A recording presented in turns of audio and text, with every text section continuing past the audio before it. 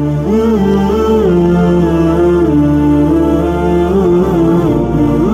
میں ایک چیز اسی سوال سے نکلتی ہے کہ جیسے کراچی ہے، کراچی میں چاند نظر آنا شرط ہے یا پورے پاکستان میں کہیں بھی چاند ہو جائے تو اسے چاند تسلیم کیا جائے گا؟ یہ سوال بھی بہت اہم سوال ہے، کیونکہ دیکھیں بعض اوقات ہماری رؤیت ہلال کمیٹی بھی اعلان کرتی ہے جی مثلا اسلام آباد میں چاند نظر آ گیا، ہم لوگ خوش ہو جاتے ہیں، سب لوگ جو کان لگائے بیٹھے ہوئے ہوتے ہیں خبروں کے اوپر کہ بھئی کہیں چاند کا اعلان ہوا یا نہیں ہوا۔ اسلام آباد کا اعلان، سوال تو یہ ہے کہ کراچی کے لیے کافی ہے یا کافی نہیں ہے؟ آیا اسلام آباد اور کراچی ہم افق ہے یا نہیں ہے؟ دیکھیں آغا سیستانی کا، آغا خامنائی کا اور آغا خمینی کا، ان تینوں بزرگان کا ایک جیسا نظریہ افق کے مسئلے میں۔ ان تینوں بزرگان کی رائے یہ ہے کہ اگر ایک شہر میں چاند ہوتا ہے اور دوسرا شہر اس کے یا تو ہم افق ہے، ایک ہی لائن پر ہیں،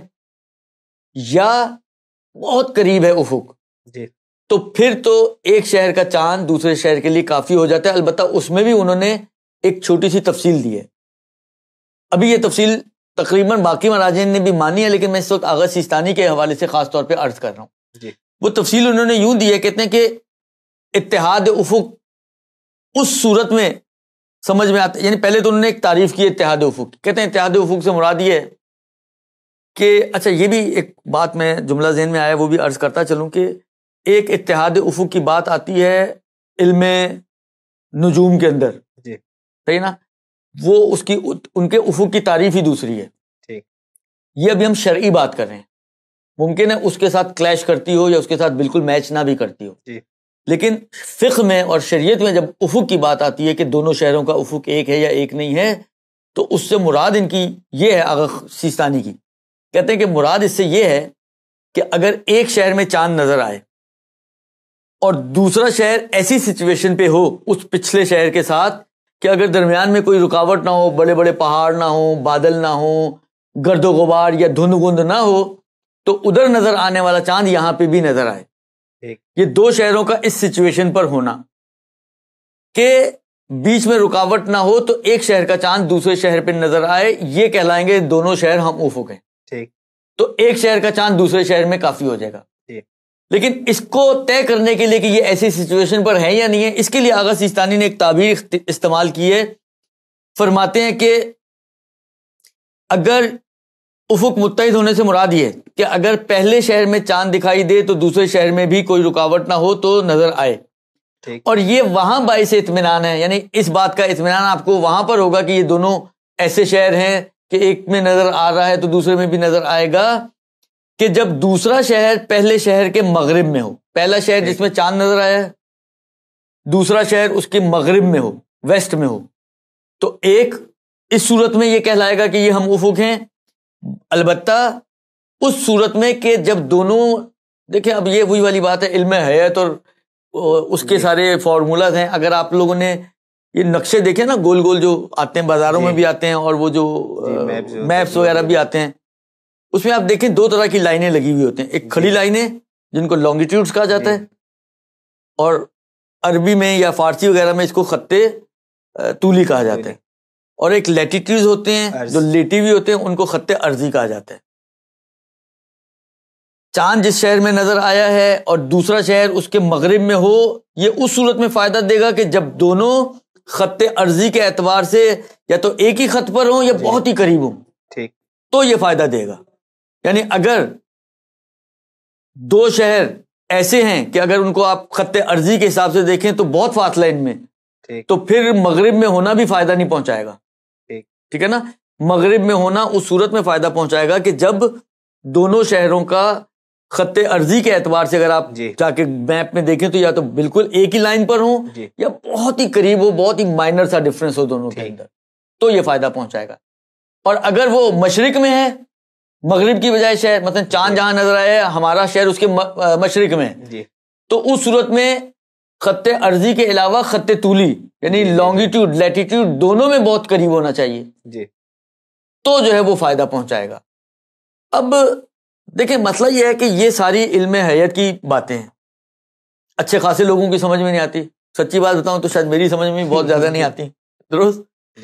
عوام کیسے کیا کرے؟ مسئلہ طے کیسے کرے گا؟ طے کرنا تو مشکل ہے. بہت مشکل. اب لاہور میں اناؤنس کر دیا, اسلام آباد میں اناؤنس کر دیا. اب میں یہ ساری چیزیں اگر طے کرنے والا اتنا ہی ماہر ہوتا تو میں تو موسمیات میں ہوتا, جی,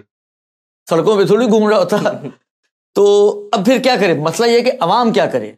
دیکھیں, عوام کے لیے بہت ہی آسان فارمولہ ہے. جی. اگر تو آپ کے لیے کسی بھی مطلب آپ ان چیزوں کو سمجھتے ہیں, آپ نے دیکھ لیا, طے کر لیا, تو ہو گیا, صحیح ہے, آپ کی ذمہ داری پوری ہو گئی. لیکن اگر میں یہ چیزیں طے نہیں کر پاتا ہوں, میں ان چیزوں کو نہیں سمجھتا ہوں, ان کو طے بھی نہیں کر پاتا ہوں, تو میرے لیے آسان طریقہ یہ ہے کہ جب تک یقین یا اطمینان نہ ہو جائے کہ پہلی ہوئی ہے, میں اس کو پچھلا ہی مہینہ سمجھوں گا. مطلب فرض کریں آپ نے رمضان کا چاند طے کرنا تھا, اس کا مطلب ہے آپ شعبان سے گزر رہے ہیں. ٹھیک ہے, اب یہ ساری چیزیں میرے کو تو سمجھ میں نہیں آئیں, یا بڑی کوشش کی, میں کچھ کسی نتیجے پہ نہیں پہنچ سکا. میرے لیے آسان ایز اے مکلف ہونے کے ناطے میرے لیے آسان کام یہ ہے کہ جب تک مجھے رمضان کی پہلی ہونے کا یقین نہ ہو جائے, اس وقت تک میں اس کو شعبان سمجھوں گا. اچھا, اب شعبان ہے, چاہے آخری شعبان ہو. اب میرا سوال آپ لوگوں سے کہ اگر آخری شعبان ہو تو کیا 30 شعبان کو روزہ رکھنا واجب ہے؟ نہیں. سب کہیں گے نہیں, بس میرے پہ واجب نہیں ہے میں روزہ رکھوں. میرے پہ واجب نہیں ہے میں روزہ ہاں رکھنا چاہوں, کیا ہوگا وہ بعد میں مسئلہ آئے گا. لیکن ابھی ہم ذمہ داری طے کرنے کی بات کر رہے ہیں کہ آیا میری شرعی ذمہ داری ہے کہ وہ آخری دن جس میں ہو سکتا ہے کہ شاید یہ پہلی ہو لیکن میرے لیے کنفرم نہ ہو رہا ہو, تو میں روزہ رکھوں. سارے فقہا جن کا 3-4 کا میں نے نام لیا, سب کا نظریہ یہ کہ آپ پر واجب نہیں ہے کہ آپ اس دن روزہ رکھیں. تو آپ نے روزہ نہیں رکھا, دن میں پتہ چل گیا کہ جی آج تو پہلی ہو گئی, اب آپ کسی طرح یقین آ گیا, کوئی مسئلہ نہیں, کوئی آسمان نہیں ٹوٹا. اس دن آپ نے روزہ نہیں رکھا, بعد میں اس کی قضا کر لیجیے گا. کون سا اس کا, اتنے روزے خود ہی چھوڑ دیتے ہم لوگ, ایک غلط فہمی میں چھٹ گیا تو چھٹ گیا. لہذا جو روزہ اس قسم کی مجبوری کے تحت چھٹا ہے کہ آپ نے, یعنی آپ کا وظیفہ نہیں تھا کہ آپ روزہ رکھیں, آپ نے روزہ نہیں رکھا, اور بعد میں آپ کو پتہ چل کہ نہیں وہ رمضان کا دن تھا اور آپ کو روزہ رکھنا چاہیے تھا, جبکہ آپ ناشتہ کر چکے ہیں, آپ چائے پی چکے ہیں, آپ کھانا کھا چکے ہیں. جب بھی آپ کو پتہ چلا مغرب سے پہلے آپ کے کوئی نہ گنہگار ہیں نہ کچھ اور آپ کے اوپر کوئی کفارہ آئے گا کہ آپ کہیں جی آپ نے تو جان بوجھ کے روزہ, کچھ نہیں آئے گا, صرف ایک قضا آئے گی, رمضان ختم ہو, رمضان کے بعد اگلے سال تک کسی بھی دن اس ایک روزے کی آپ قضا کر لیں. خیر آگے یہ مسئلہ آئے گا, لیکن چونکہ یہ آپ نے فرمایا تو اس میں ایک سوال یہ پوچھنا چاہوں گا کہ پتہ چل گیا دن کے وقت روزہ تھا اور میں نے نہیں رکھا, اب تک جتنا کھا پی چکا تھا وہ اپنے مقام پر, یہ اجازت ہے کہ آگے مغرب تک بھی کھاتا پیتا رہے؟ اس کنڈیشن میں اجازت ہے, اس کنڈیشن میں اجازت ہے. ویسے ایک عمومی آداب رمضان کے یہ بتائے جاتے ہیں کہ اگر بعض کنڈیشن میں جب آپ کی گردن پہ روزہ نہیں بھی ہے, یا اگر آپ کا روزہ کسی وجہ سے ٹوٹ بھی گیا ہے, تو آپ باقی دن احتیاط کریں اور اپنے آپ کو ان چیزوں سے بچائیں کہ جو روزے کو باطل کرنے والی ہیں. تو یہ احتیاط کریں تو بہت ہی اچھا ہے, کیونکہ اتنا تو کھا چکے ہیں, اب تھوڑا سا رہ گیا تو تھوڑی دیر احتیاط کر لیں تو بہت ہی اچھا ہے. ایک احترام ہے رمضان کی خاطر, یہ احتیاط بہت مطلوب ہے. اگر اس میں ذرا آگاہ خوئی کا مسئلہ بھی واضح کرتے, اس لیے کہ اکثر افراد ہمارے میں بزرگوں میں ایسے ہوتے ہیں کہ جو سید خوئی کے حوالے سے چل رہے ہوتے ہیں, تو ان کا بھی چاند کا مسئلہ جو درپیش ہوتا ہے,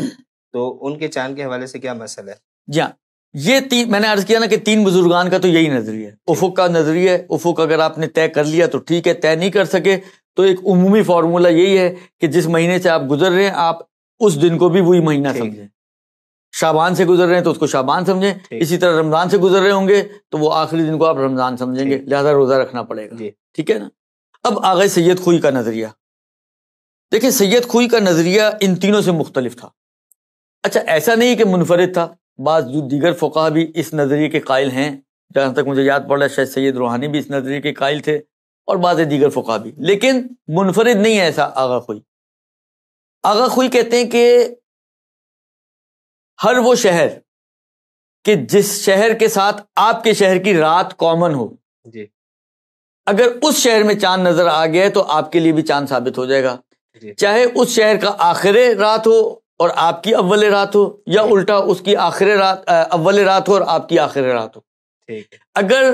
جس طرح مثلا وہ ہوتا ہے نا, آپ یوں سمجھے کوئنسائڈ ہو جائے راتیں, اگر راتیں آپس میں مل جائیں تو ضروری نہیں ہے کہ کوئی خاص بڑی مقدار میں ملیں, تھوڑی مقدار میں, مثلا آدھا گھنٹہ مشترک ہے کافی ہو جائے گا. اگر ایک شہر میں چاند نظر آئے تو دوسری شہر میں بھی چاند آٹومیٹکلی ثابت ہو جائے گا. رات مشترک ہونا کافی ہے, افق کا ایک ہونا شرط نہیں ہے. اب آپ خود سوچیں, جہاں پہ 10 گھنٹے کا فاصلہ ہے, ممکن ہے رات مشترک ہو رہی ہو تو افق تو بہت فاصلہ ہے ان کے درمیان, لہذا وہ کوئی ایشو نہیں ہے آغا خوئی کے نظریے میں. لہذا اکثر ایسا ہوتا ہے آغا خوئی کے نظریے میں, کیونکہ دیکھیں اتنا بڑا ملک ہے, دنیا ہے, درست, اتنی بڑی دنیا کے اندر کم و بیش دیکھیں آدھا حصہ ڈارک ہوگا تو آدھا حصہ لائٹ ہوگا, تو ایک اچھی خاصا حصہ ہوتا ہے کہ جو آپ کے ساتھ رات میں مشترک ہے. نتیجتاً آدھی دنیا سے شاید زیادہ دنیا ایسی ہوگی کہ آغا خوئی کے نظریے کے حساب سے اس میں چاند ثابت ہو جائے گا. بالکل. تو بہت آسان مسئلہ ہے, بس یہ ہے کہ نیکڈ آئی سے ثابت ہونا چاہیے. یہ آپ کے لیے طے ہونا چاہیے کہ جس علاقے میں بھی, مثلا افریقہ کے بہت سے ملکوں میں نظر آ جاتا ہے بعض اوقات, اور امریکہ کی بعض اسٹیٹس میں جو آپ کے ساتھ رات میں مشترک ہیں ان میں نظر آ جاتا ہے, یا اور دوسرے علاقوں میں, بس رات مشترک ہونی چاہیے ایک. اور دوسری چیز جو اہم ہے وہ یہ ہے کہ یہ آپ کے لیے طے ہونا چاہیے کہ نیکڈ آئی سے دیکھا گیا. اب یہاں پہ میں ایک اور بات عرض کر دوں, خاص طور پہ آغا خوئی وغیرہ والوں کے حساب سے, یا جو بھی نیکڈ آئی والے قائل ہیں, میں نے کہا نا 3 فقہ قائل ہیں, صرف آغا خامنائی قائل نہیں ہے. اگر فرض کریں آپ کے لیے یہ پتہ چل رہا تھا افریقہ میں چاند دیکھا گیا, یہ ثابت نہیں ہو رہا کہ یہ نیکڈ آئی والا ہے یا ٹیلیسکوپ والا ہے, لیکن اتنا طے ہے کہ چاند ثابت ہوا ہے, یہ کافی نہیں ہوگا, آغا خوئی والوں کے لیے بھی کافی نہیں ہوگا, جب تک کہ یہ طے نہ ہو جائے کہ یہ چاند جو دیکھا گیا ہے یہ نیکڈ آئی سے دیکھا گیا. لہذا یہ ضروری ہے طے ہو کہ چاند نیکڈ آئی سے دیکھا گیا ہے, غیر مسلح آنکھ سے. اگر یہ طے ہوگا تو فائدہ ہوگا, وَإِلَّا اگر آپ کو پتہ بھی چل رہا ہے افریقہ کی 4 اسٹیٹس کا نام آ گیا جی وہاں پہ چاند دیکھا گیا, امریکہ کی بعض اسٹیٹس میں دیکھا گیا, لیکن یہی نہیں طے ہو رہا کہ یہ نیکڈ آئی والا ہے, تو آغا خوئی کے حساب سے یہ دوسرے فقہ کے حساب سے بھی جو نیکڈ آئی کو معتبر مانتے ہیں کافی نہیں ہوگا.